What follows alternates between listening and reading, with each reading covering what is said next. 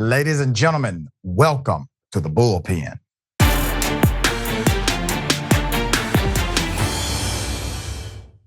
All right, in the Bullpen today, we have Miss Amanda Griffiths, commentator, Young Voices, PhD student concentrating on political theory and international relations with an emphasis on Machiavelli's political thought. That's interesting. Good to have you on the show. How are you? Wonderful to be here. Thank you so much, Dr. Richey. I'm great. How about yourself? I'm doing quite well. We're going to chop it up about the immunity claim that Trump and his attorneys are presenting that will be decided at some point in the very near future. I don't want to presume what you know or believe about this claim of presidential immunity. So if you would, give us your sentiment and I will then opine.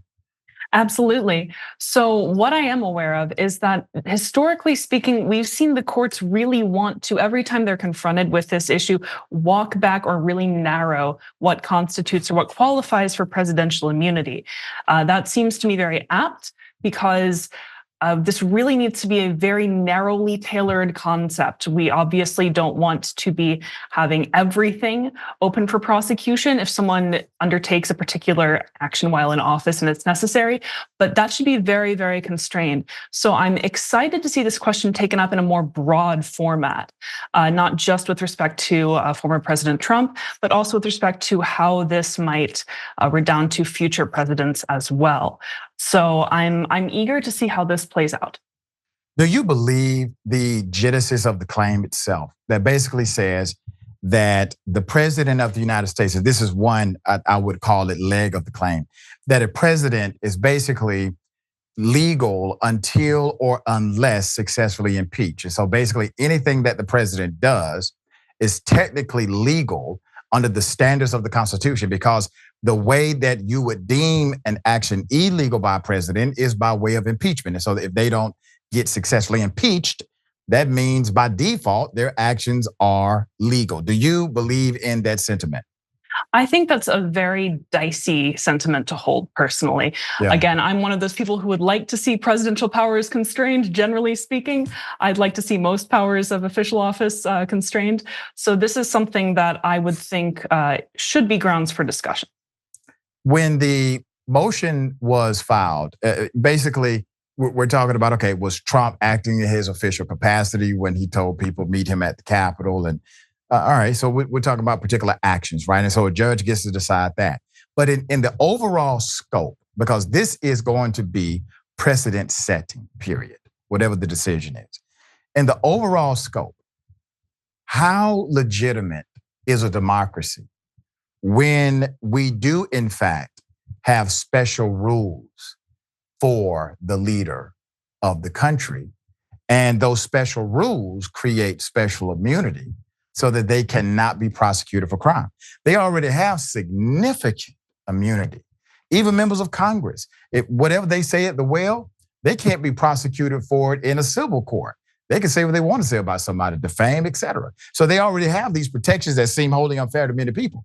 I fear that the more we create special circumstances for the elected elite, in particular in America, the more us and them narrative exists. What say you? I am in agreement with you there. And I think that generally speaking, it's not good for a democracy to be this way. You're very correct. I think that it would exacerbate tensions between voters and office holders. Feel like a double standard no matter where you stand on the political aisle. And I'd especially like to see this applied to declarations of states of emergency, for instance. There's a lot of leeway that's granted to office holders when they do declare a state of emergency, and it should be grounds for questioning. So no, I don't believe that it's particularly legitimate to hold a broad array of actions in the category of actions to which a president or elected official in general is immune. So let's talk about what may happen next. So let's say that some Supreme Court rules that no, there's no such thing as a blanket immunity for a president. That's completely out the door. But there are these restrictions naturally that can be applied, and so they kind of split the baby, so to speak. But Trump is being prosecuted now. Trump is under prosecution by the federal government, by multiple state jurisdictions. And here's the rub, all right? You're a political theory PhD student.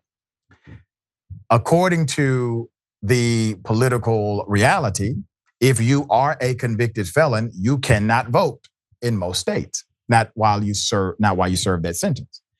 If Trump gets convicted of even one felony, how does he overcome the rule, the ballot rule that says if you are currently a convicted felon still serving your sentence on parole, probation, or otherwise, you cannot vote, you cannot run for a political office, you cannot hold a position of public trust.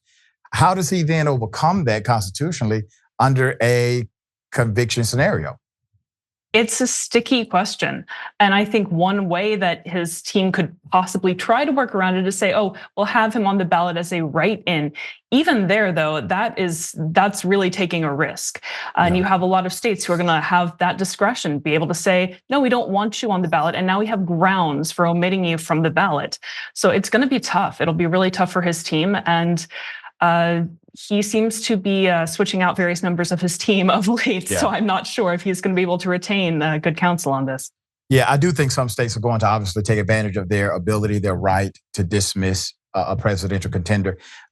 Unfortunately, this is a very different political public atmosphere. It has happened before. The last time a general election standard removed a presidential contender was Abraham Lincoln.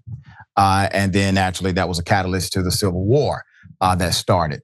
But it proved one concept. States do have the right to do this under particular circumstances. Generally speaking, and this is one of those nuances of America where we have a national election, but it is state orchestrated and state governed and state implemented, right? Which some Democrats have argued we need to have a more uniform policies. Republicans have said, nope, we want to keep it as a state dynamic. Well, this is one of the challenges you run into, where states have the authority based on the court's interpretation of the Constitution previously. So is this healthy for democracy, unhealthy for democracy moving forward?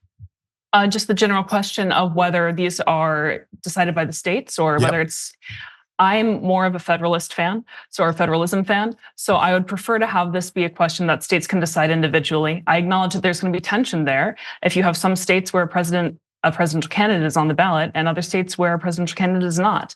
This is a common issue with third parties with which I'm very familiar. So I prefer to have it left to states and to the people that inhabit them for the most part.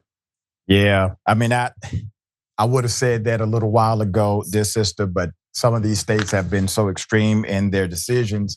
I don't know anymore. I think there's some wisdom to a uniform policy, but at least it should be open for discussion. Good luck to you in your PhD status. How far are you along now? I'm about my third year now. So we're plugging along, yeah. Plugging along. All right, good luck. We hope to have you back very soon. Thank you for being on the show. Love to, Dr. Richey. Thank you.